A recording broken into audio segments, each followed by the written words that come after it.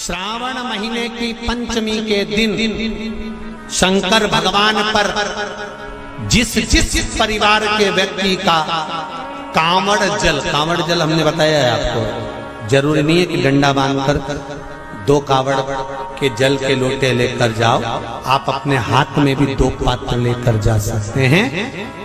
पंचमी तिथि के दिन हाथ में 2 लोटे जल के, 2 कलश जल के जब हम शंकर भगवान को चढ़ाते हैं तो ऊपर जो कमंडल होता है शिव जी के ऊपर जलधारी होती है, जिसमें जया, विषहरा, शामली बारी, दौतली और देव शंकर भगवान की 5 बेटियां जिसमें विराजमान होती हैं। जब हम जल समर्पित करते हैं, हमारे पीढ़ी में, परिवार में अगर कोई अधोगति में मर गया होता है, कुंवारी अवस्था में चले गया होता है, गर्भ में मर गया होता है, गर्भ के बाहर निकल कर भी अगर कुंवारी अवस्था में चले गया होता है, तो श्रावण महीने की दोनों पंचमी पर परिवार का अगर कोई एक व्यक्ति भी जल चढ़ा देता है शंकर भगवान पर, तो सर्प की योनि में नहीं पड़ता, जीव मुक्त हो जाता, प्रेत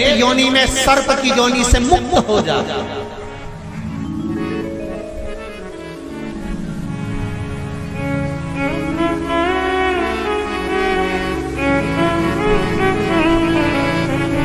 महाराज,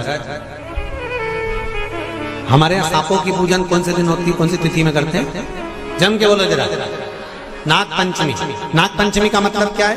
सांपों की पूजन करो। नाग पंचमी का मतलब होता है शंकर जी के मंदिर में जाकर 1 लोटा जल समर्पित कर दो। उसका कारण क्या है कि हमारे परिवार में, हमारे कुटुंब में कोई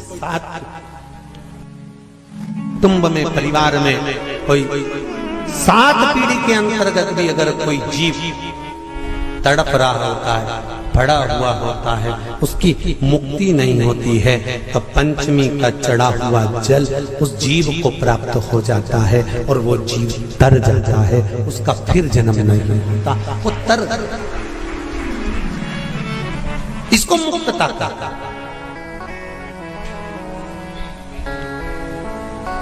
इसको मोक्ष का।